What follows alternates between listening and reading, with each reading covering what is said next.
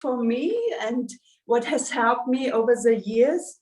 And that is putting particular emphasis on the drawing process before one starts painting, because I found that is often what is very useful and not as much taken time to like it could. So also special the drawing process, because drawing landed me a job 44 years ago. I applied to be a painter at the Royal Porcelain Manufacturer, and I handed in a portfolio with my watercolor paintings, and they invited me to come for an examination, and the whole day I had to draw. I had to draw in order to show that the portfolio was mine. And I was 16 years old. And so what they did is they put a still life in front of the table, and I was supposed to draw it. Okay, and then I was called back another day for another test, more difficult, more complicated drawing. Still life again, a different object, different textures, and I was called back a third day, also drawing. So drawings were important, so therefore I want to share this with you right now. So that you don't, when you want to paint something, that you're not always having to copy somebody else's, but you can do your own composition. That is what I want to help you with. So I want to show you real quick my drawing process, because this one here, I just, a couple of months ago, the morning glories were still blooming. I put together on my table, I put real grapes there, real pears, real pineapple, everything was there. The nest was there, only the bird I added. So I put it there, and the light was moving around, was a bit tricky, but I was just loving how the light was making the grapes glow. So I sketched that, and in order to do that, I used paper. So I want to also mention a little bit the material I'm using. This is a watercolor and an oil painting. This is a sketch with pastel on a black paper, because the pastel is very easy to correct and move around. It is very forgiving and super as a sketch. So for example, I'm working also here on a round table, very ornate, and I'm using like grayish tone, grayish cardboard. And so I am, wanting to do something with a rose, with a white rose, grapes, pineapple, because my mom, this is for my mom, a present for my mom. The pineapple signifies welcome. So I want to include everything what is significant and has meaning for me and for her. And that is also very important as artists, to include something what is dear to one's heart, what means something, and where one can get a feeling across, and not only to paint things and objects, but to convey deeper meanings. That is kind of the goal. And so that was also part of the beginning sketch. They got a bit too big. I only have that much room, so I changed that a little bit around. Here I started another combination, also with the nest, also grew on me, got a bit too big. So I wanted to still shrink that a little bit in order to rearrange that. And I want to show you right now the irises are blooming so nicely. And the last iris I cut from my garden, and I brought it along because I really, really love to sketch the irises. So this was the other day I sat here and it was already getting dark, and I still sketched every little vein, because I find that it's so important not only to copy from a photo, because a photo loses detail unless one does a macro photography and copies from the, but I really love it to paint from and draw from live flowers, because you can see them 3D, and we are so blessed to have 2 eyes and not only 1 eye, so that we can see 3D, and that we can also edit, you know, what's in the foreground, what is lesser important in the background, so that we can, you know, the photography, the camera shoots everything kind of in detail. So as a painter, when we copy that, all of a sudden we want to copy everything, but it can be sometimes overwhelming. One puts in too much. So one kind of has to even simplify in order to, you know, when one copies from a photo. Anyway, what? So these are a couple of compositions I sketched on paper. This was just black graphite. I sketched that a while because I want to do something with the dark iris and the light iris plus rose. That was one sketch. This was another one where I put a little color in it to make that come forward. These were all kinds of little things I did a little while ago to do compositions, you know, for plates or for things in all stages. So I always like to paint them also in the stage of a bud. So because that shows a happy anticipation, you know, if you only have flowers which are already open, there's nothing more to look forward for, just the decay. So another one, and another one, some with colored pencils to have the color then already. And here you see, one can see the little lines as if you do a pen work, you know, where you can see then the line work then as well. And yeah, so all kinds of in combination with the rose here. Oh yeah, and these are little designs I did a while, and then this little studies in the making, little studies in the making. So that I used charcoal. I like to use pastel for sketching. Oh yeah, here another one. Also on tone paper, because then you can see light, the light values. You can paint the shadows and the lights, and that is very practical, as if you just do it on white paper. So the sketching process. A lot of people say, wait, where to start? And when you look at a little flower, then you want to determine what is the character of the blossom. You know, if you have a peach blossom, a pear blossom, and an apple blossom, how do you distinguish between those? So pear blossom, I would say, is only white, yeah. Apple blossom, I would say, is white, but the little buds are pink. And peach blossom is very pink, right?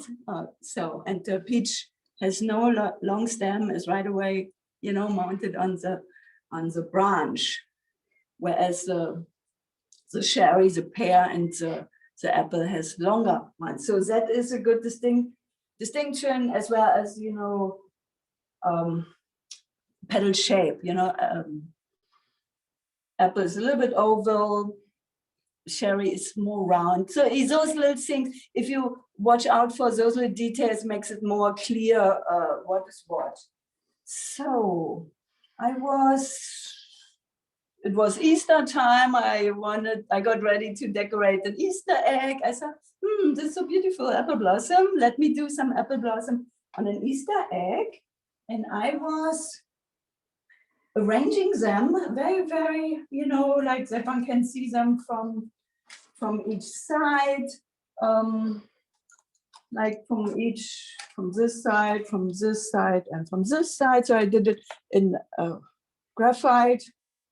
And so I just had the apple blossom in front of me, and then there was this adding on. And then I did a line drawing from it. And then I said, oh my God, the line drawing, that looks so even. Something is wrong. It doesn't look like apple blossom. It more looks like, it looks too even. It doesn't have the character. So what I then did, I changed it again so that one can see the long empty branches and then the little apple blossom, a long empty branch, and then a little explosion of the apple blossom bud. And then I kind of like that. I like that a little bit better.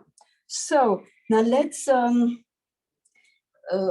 if you have a blossom, it is good, and there are so many botanical artists who are just wonderful. We take so much time to really in detail capture everything they see. So when you have, for example, a technical drawing you can make out of this, and then you know exactly how to compute that, and then if you know the dimension and the construction, the anatomy, if you know once the anatomy, then you can reconstruct it in your head and draw it out of your head, right? Like a computer. So if you know kind of, there's a stem, and out of the stem, comes the bud, and then it has a stem, it has those thingies, and it has maybe 5 little things, and the leaves go up, they point up, as if you have an umbrella which turned up, as if you have, a cone flower, and the petals go down, like an umbrella, that is a cone flower. And then here, when the sides, I always call them the middle spine, the middle vein holds everything up.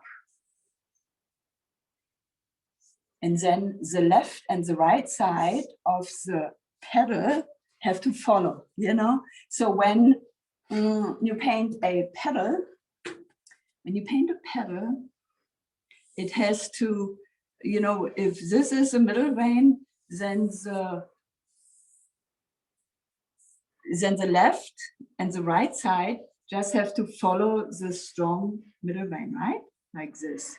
So if you have a leaf, like a tulip leaf or something like that, then this is like the front, and then this is the back, has to follow. So you shade that then.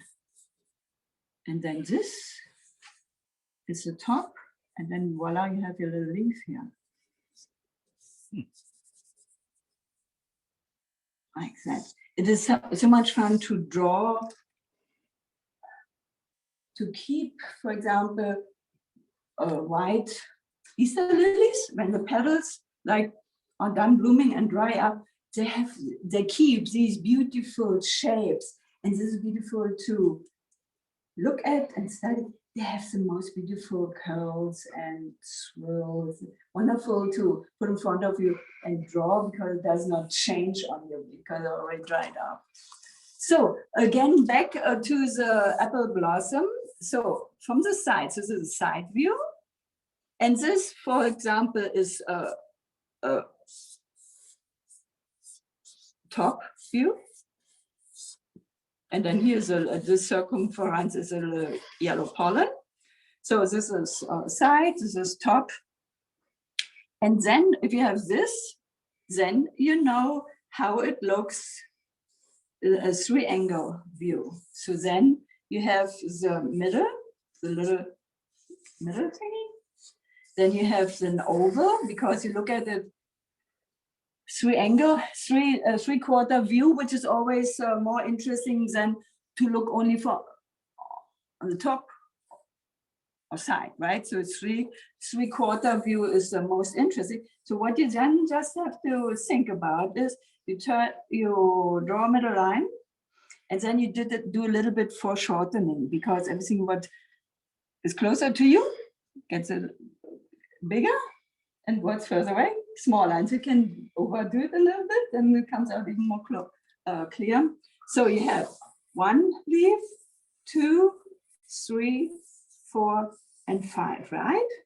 And now you have your little blossom here, the little stem, and then you can refine it a little bit, turn those little things, you know. So then you have your little blossom, and then those little pollen here, and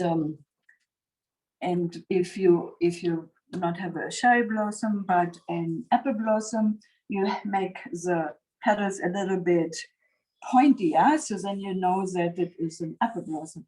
So for example, like that, and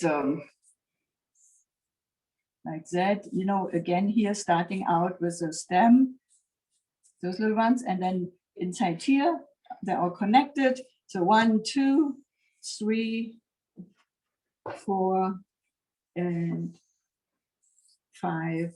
Then you have that, and if that here is a little bit in the way of what one sees here in the middle, you have here a wonderful coarse shadow and a little bit of a reflected light that shows the roundness of the petal.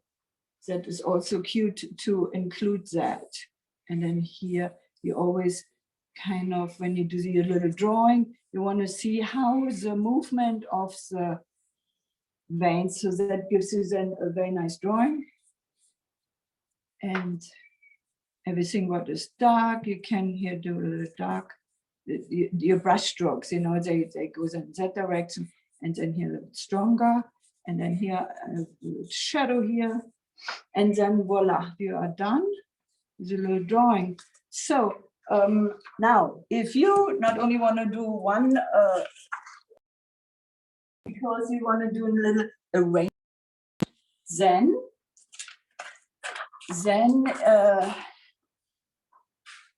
then you can incorporate, for example, well, let's say, what do we want to design? We can design a band from an Easter egg. So if the Easter egg is here, and you want to do a little decoration that one sees some, so you could maybe a little bit, as if you weave a wreath. So the movement can be like, can do one here, the darker one underneath here, because the apple blossoms, they come in the clusters, and the cluster is kind of like 5 petals, and then you have another one underneath looking in the other direction, right? One in this direction, one in that direction. Then you have that, of course, in the shadow.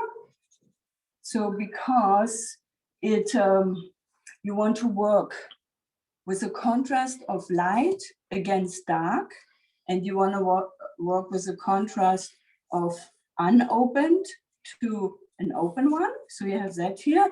Then you want to work with variation in order to have continuity. So you put some variation of unopened ones, so variation of different shapes. So you have big shapes, small shapes, and interest here of little buds sticking out in pink. That looks very cute, the pink ones. And then continuation, because you want to keep it all a little bit color-wise in unity. So you do here another one, and here another unopened one. So you can all vary that up. And then here on the other side, can stick out a couple of green leaves here. They're not as big yet when the blossoms are there. When the blossoms are done blooming, and so then the green leaves start getting bigger. So don't make them too big too soon yet. Also, when you paint wisteria, don't put too many green leaves on it, because when they're nice bloom with a purple, pretty color, there are not that many green leaves there. They start slowly coming in very nice and rosé. And then when they're done blooming, then the green starts. Okay, so that just for a little bit for our little design here. And then I added not only that you see gray and pink, we also can add some forget-me-nots. So let's get a couple of forget-me-nots out in this direction or this direction, and then cool the warm color down a little bit with cold blue. So as if you have a sweet dish with a little pinch of salt in it, or the other way around. Now, okay, now let me real quick go to then if you want to do something in color. So for example, here the other day I was still painting on, this is on canvas, not stretched canvas, with watercolor. That is watercolor. And so I used a little bit toned cardboard just to sketch on, not that it is a finished piece. So it helps me to just use like scratch paper in order to just be very free and loose to get the first ideas out. So I wanted to incorporate all the beautiful flowers which were around me. So these were purple, no, violet irises, and these were stock flowers. And also I want to include little apple blossom and what I see here. So, and I sketched that with pastel, so that one can still very much change around and do that without being so locked into, oh my gosh, now this is on the paper and I can't change it anymore. So one very slowly and easily one can make change and decide also on color, not that one gets too colorful or so that, as well as, you know, it helps very softly to start out and then get into a more defined and more, one show you real quick, here's this one. This one also, I started out with colored pencil just to make a sketch. This was another one which I only, you know, did on tone paper, so that one real quick from live flowers has some ideas down, so that one can use it then later when one needs it for another design or. Okay, so this was that's what I want to show you here. Oh yeah, another thing.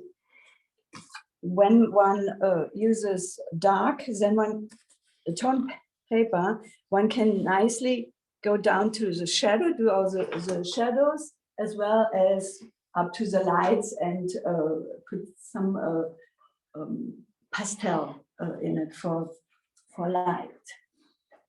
Now, okay, so now I wanted to show you how my workplace here looks like. I have started a design, and I drew it on tracing paper, and I traced it on here because I want to do a tile with porcelain paint, and I put it here, prop it up a little bit, and show you this. My daughter. Okay, so I already painted a dark shadow color and I let it dry a little bit, and then now I can, on top of it, since I'm using the close medium, which dries after a little bit, I can now use that color and go over that green, which is very practical. It saves the fire. So I'll demonstrate that for you real quick. So this is So green.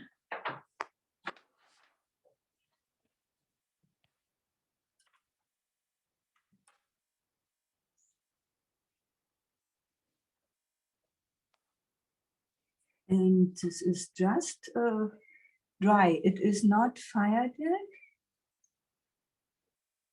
And I just lay this in here.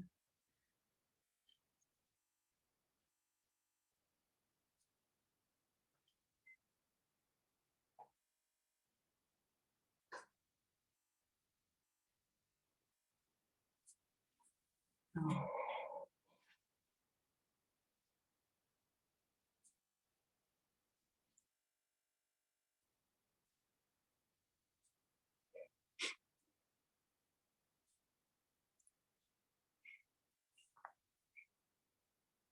So and it sticks nicely on there. And so, and these are little fern, this little fern from Suzanne's garden. So it gets immortalized here on the porcelain piece. So, because it is so pretty, that fern.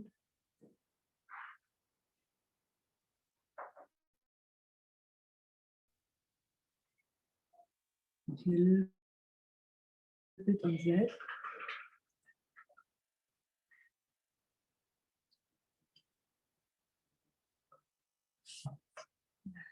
And a little bit the middle vein, a bit darker, that it shows up. So just that is quite enough. And so here's some more, a little bit.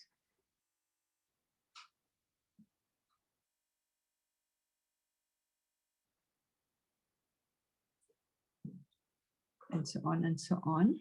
And then I want to show you maybe in different color. I want to show you maybe an iris. Let's paint an iris.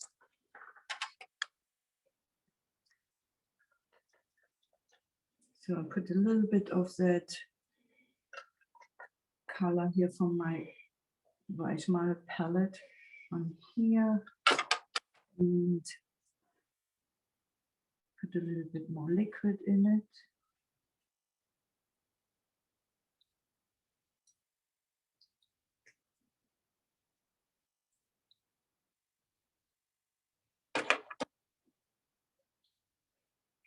Tiny drop of clove oil keeps it nice and longer open.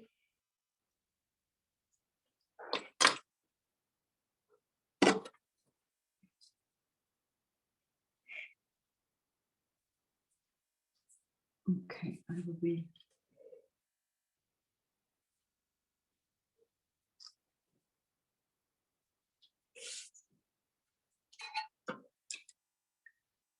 so I will hold this way, because then I can do the strokes nice and easily that way. So I load the brush really nice and full, because then I can deposit a really nice dark area at once. So.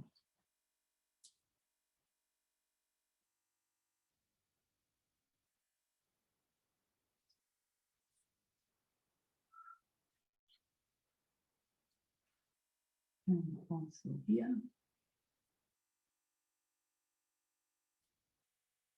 Paint around these little white patterns, because then I don't need to shade these white petals, and they can stay really, really nice and clean and stand out really beautifully. So now I'm doing a really, really big stroke here and press down, then I let go. So this is how I press down, and then I let go.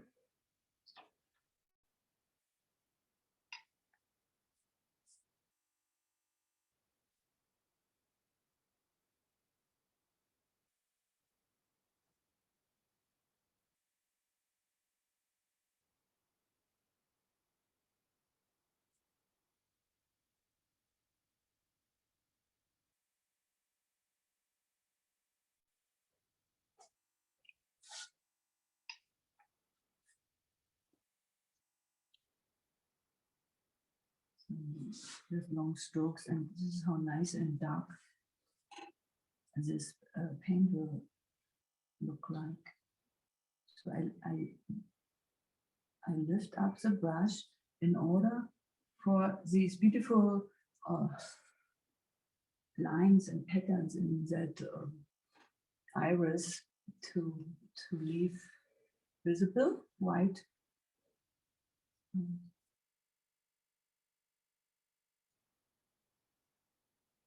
And then that long petal that continues here on the side,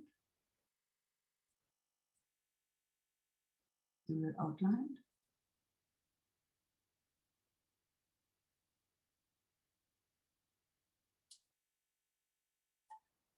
And now I do the strokes from the left side to the right side and press down, and then get the beautiful drawing which one can see in that iris.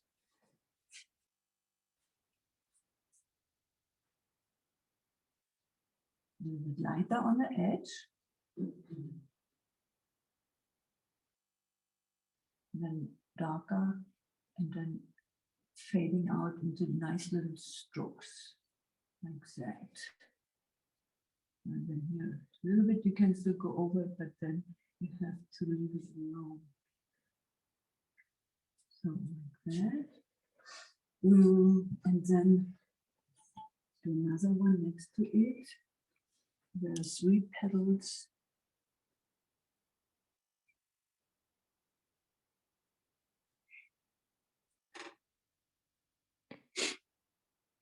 And these little beautiful ragged lines, which are so important to identify a iris like that.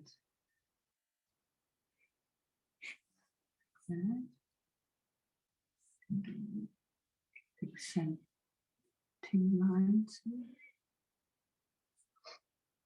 Like that. And then can do this one.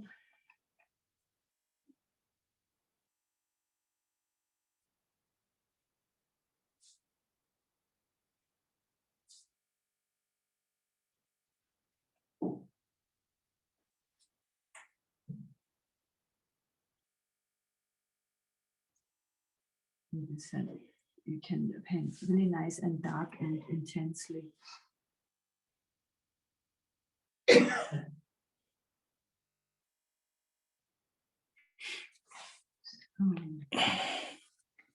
So this is one, and you can wiggle some paint out of the brush in order to do the area behind.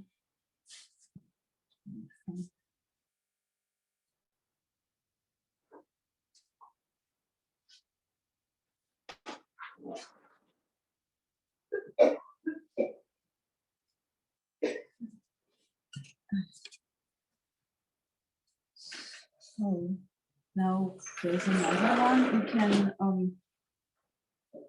paint here around.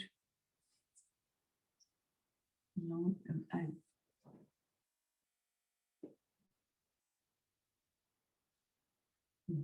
put the brush a little bit in blue color because that will look nice when there's another color visible. So again, I do the outline.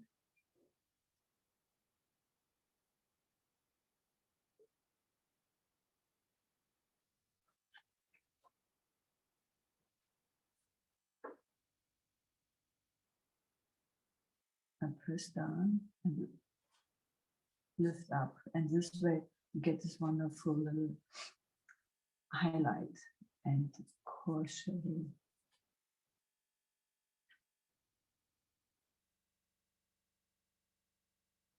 Like that.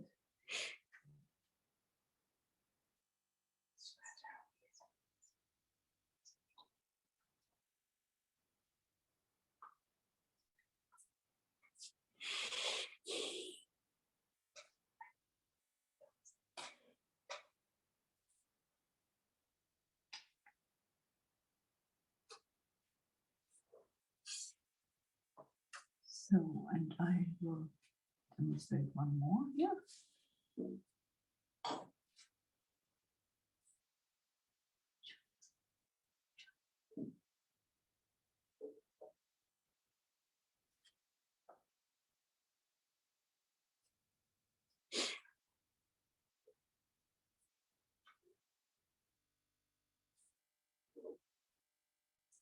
Green stripes.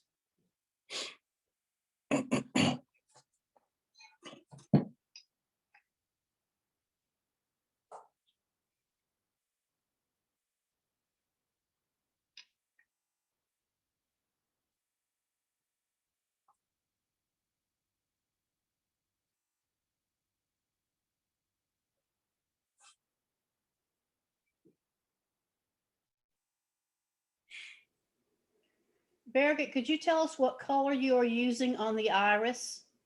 Yes, I'm just using the darkest dark violet I have, the darkest dark violet.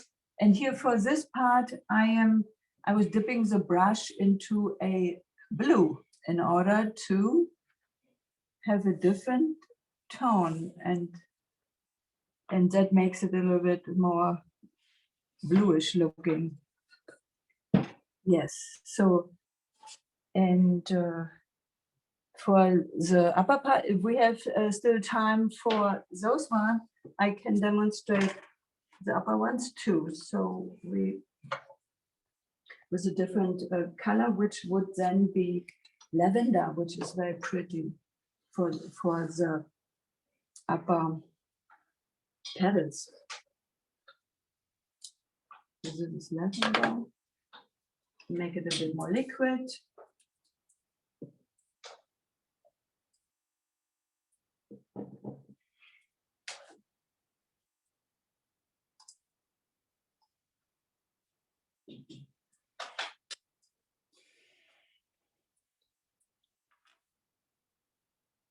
So, and I leave the darker color in the brush because then it slowly fades into the new lavender colors. It's also nice. So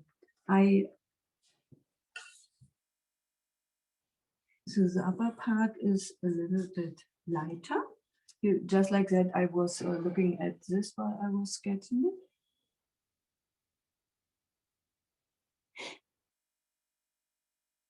Those little ones.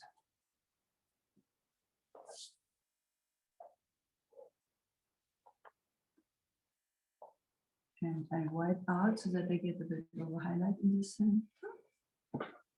Just like this one.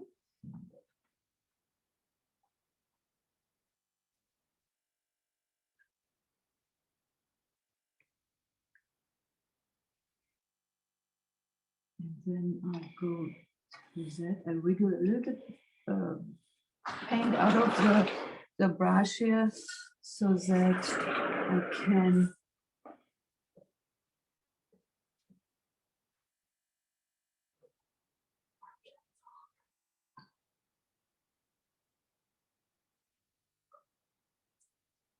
so here I rely on the drawing I put down beforehand, and I'm looking at what my drawing tells me, and then I press down in order to get that beautiful highlight, and then I continue the light, super light. If I want to do it even more light, I take a clean brush and wipe more out, like that. So here I want to show that it fades away very much in the distance.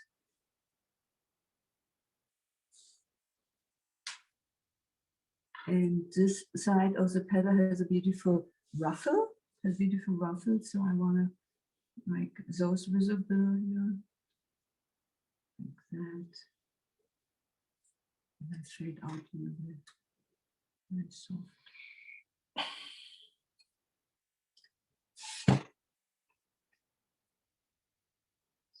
So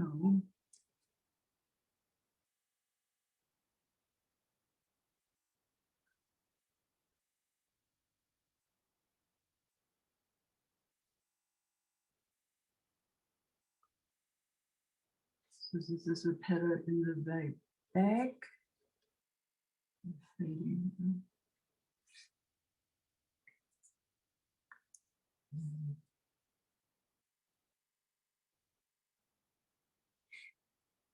With a long stroke here,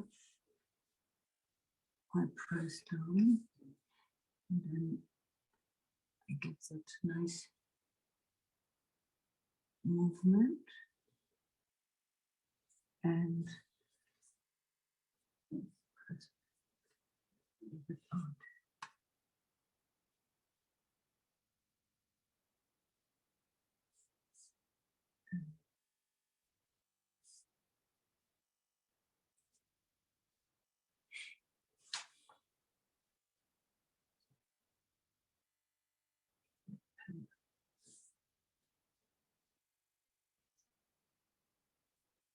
Work the highlight out right away. Right, so that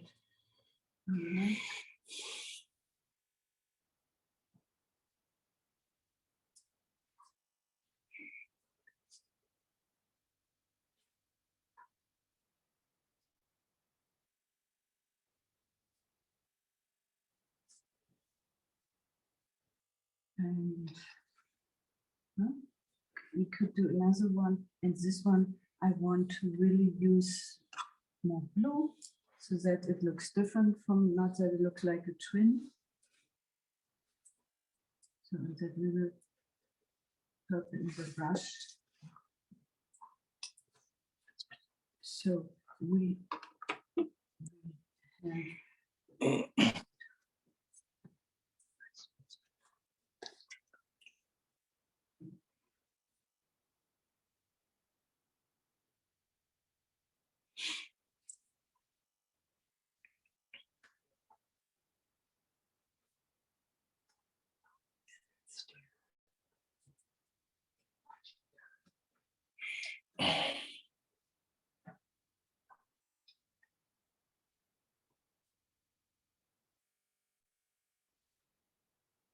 because I press down really hard and that creates this wonderful highlights here.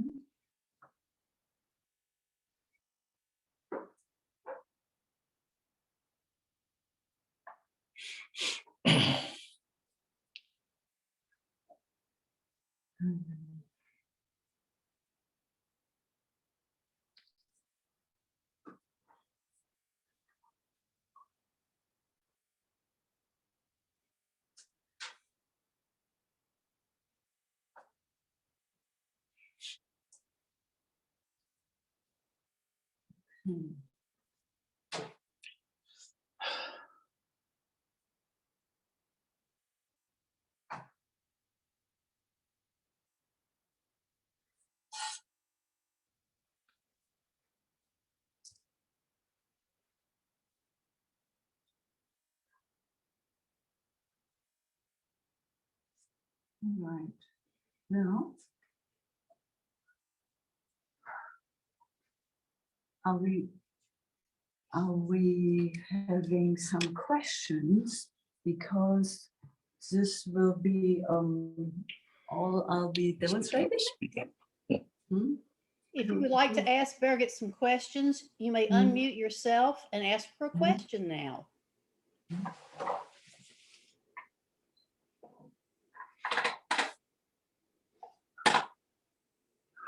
A previous question that had come in is, if you dry dust your graphite lines in fire, you do that first to get your design ready to paint. If you want to explain that process, that would be nice. Dry dusting is practical if one has a very, very complicated line drawing design, which one later on wants to do a pen work on top of it.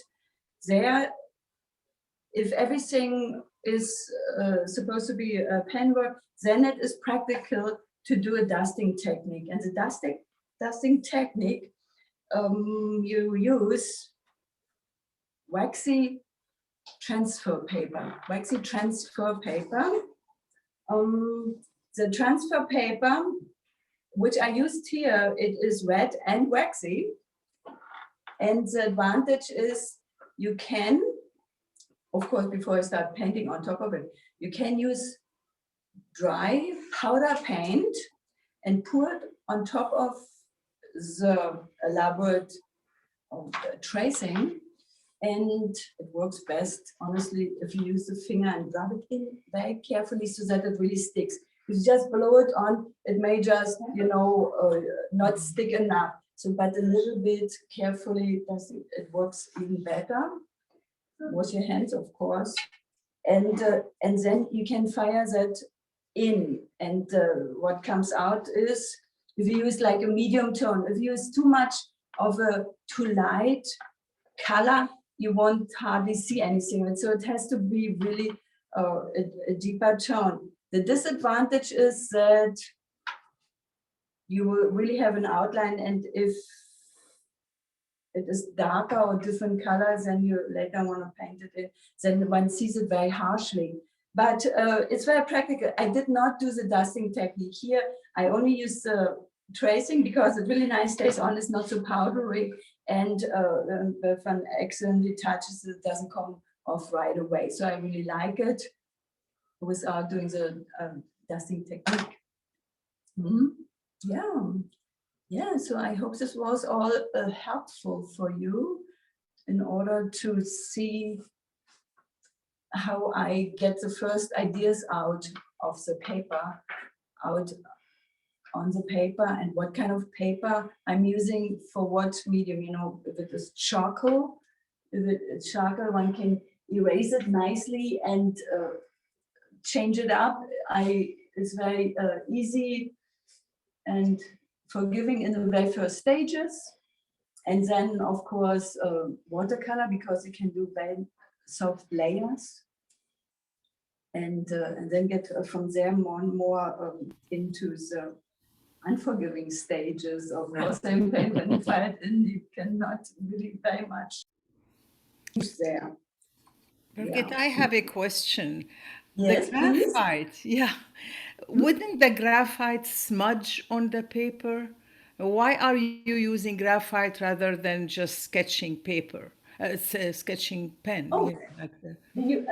you mean why I sketched it on this one? No, I mean when you are using, like sometimes you're saying you're using charcoal Yes. on the, is that, I mean, how does the charcoal works with the watercolor? Wouldn't Yeah. that smudge it with? Yeah, no, watercolor just on watercolor paper or watercolor canvas. So either or. So you want to stick with a medium which is made for the certain ground. Charcoal, I only use kind of on paper or on torn paper, torn cardboard, just for the very first sketching the size. For example, on very large areas, like if you have to sketch out a mural on a wall, then charcoal would be very, very easy to use because you can make changes quickly. Charcoal. I once had to use charcoal on a big mural, and I didn't have any other tools, but I found a nearby fire pit and I found a piece of charcoal and I used that to sketch on the mural. Yeah. So charcoal, Naja, you can use charcoal and use beautiful pastel paper, use charcoal, draw out a portrait with charcoal, all the shadows, and use white chalk for all the lights, and you can make a beautiful portrait with those. Is very, very forgiving, and it's a lot of fun to do that. Everybody has some homework now. Go and paint a little charcoal portrait. Yes. At least some little chocolate flowers. Yes, the next flower you see, painted. Painted and report back to base. Well, thank you so much. Do you have any more questions? Thank you very much. Yeah. Tour the class. Oh. Yeah. Everybody wave. Hi, everybody. Thanks for joining us. We love Birgit. Hey. We love iPads. Say Thank goodbye. You, Thank you, Birgit. You Thank you, have a, Birgit, so very much. yes, bye-bye. Bye-bye, thank you. Bye. This recording will be